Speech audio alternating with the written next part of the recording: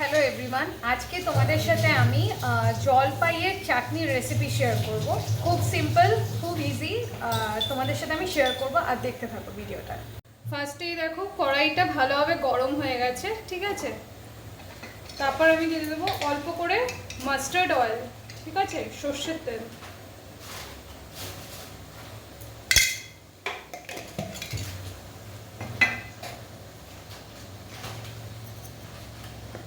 তারপর দিয়ে দেবো আমি 5 ফোড়ন।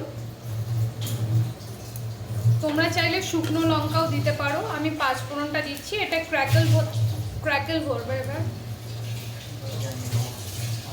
আর তোমাদের দেখাচ্ছি, দেখো জলপাইগুলো এরকমভাবে কাটা হয়েছে, ঠিক আছে, এরকমভাবে কাটা হয়েছে। তো চলো, তো ক্র্যাকেল হয়ে এসছে, মানে ভাজা হয়ে গেছে 5 ফোড়নটা। এখন আমি জলপাইগুলো দিয়ে দেবো।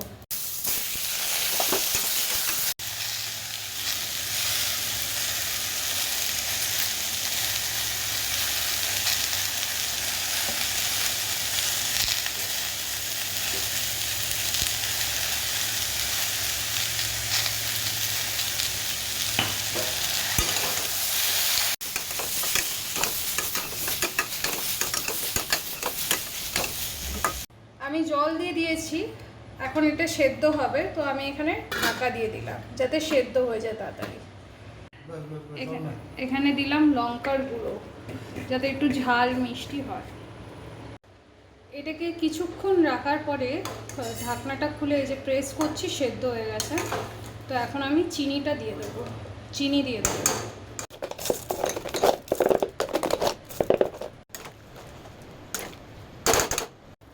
তো এই দেখো অলমোস্ট আমার চাটনি রেডি।